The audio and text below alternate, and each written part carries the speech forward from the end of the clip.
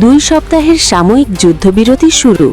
Iran America ইসরায়েলের যুদ্ধে কি সত্যিই শান্তি আসছে, নাকি এটা শুধু একটা সাময়িক বিরতি? উত্তেজনা এখনও আকাশ ছোঁয়া। গতকাল রাতে যুক্তরাষ্ট্র, ইরান এবং ইসরায়েলের মধ্যে একটি 2 সপ্তাহের সাময়িক যুদ্ধবিরতি চুক্তি হয়েছে। প্রেসিডেন্ট ডোনাল্ড ট্রাম্প নিজে এই ঘোষণা দিয়েছেন।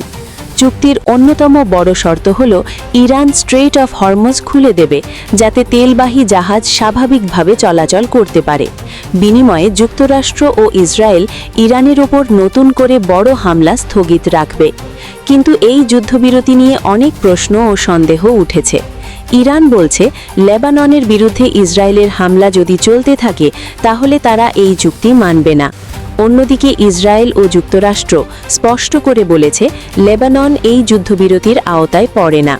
গতকালও লেবাননে ইসরায়েলের বড় ধরনের হামলায় শতাধিক মানুষ নিহত হয়েছে। ইরান এটাকে যুদ্ধবিরতির লঙ্ঘন বলে অভিহিত করেছে। যুদ্ধের সংক্ষিপ্ত ইতিহাস ও বর্তমান পরিস্থিতি।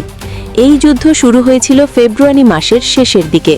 যুক্তরাষ্ট্র ও ইসরায়েল অপারেশন এপিক ফিউরি নামে ইরানের পরমাণু সাইট, ক্ষেপণাস্ত্র ঘাঁটি, পেট্রোকেমিক্যাল প্লান্ট ও সামরিক ঘাঁটিতে ব্যাপক হামলা চালায়।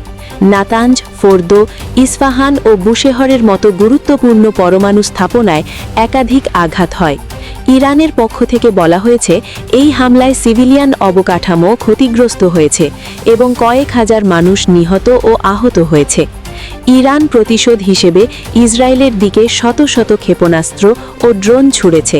টেল আভিভ, হাইফা, ডিমন সহ বিভিন্ন এলাকায় বিস্ফোরণের খবর এসেছে।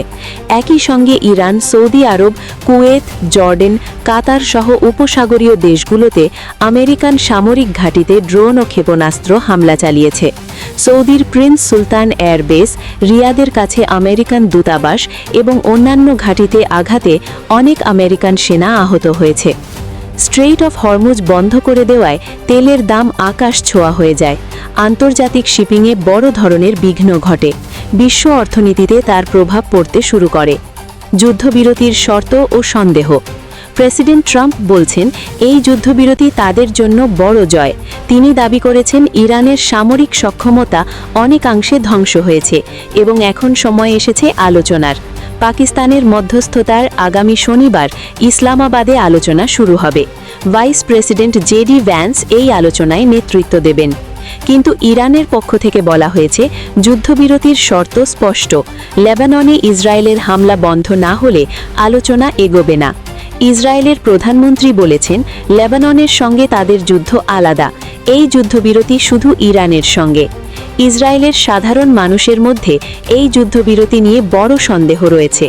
অনেকে বলছেন, ইরানের পরমাণু কর্মসূচি এখনও পুরোপুরি ধ্বংস হয়নি। লেবাননের হিজবুল্লাহর সঙ্গে যুদ্ধ চলছে, তাই এই বিরতি কতদিন টিকবে তা নিয়ে প্রশ্ন উঠেছে। মানুষের ক্ষয়ক্ষতি ও আঞ্চলিক প্রভাব। এই যুদ্ধে ইরানে হাজার হাজার মানুষ নিহত ও আহত হয়েছে।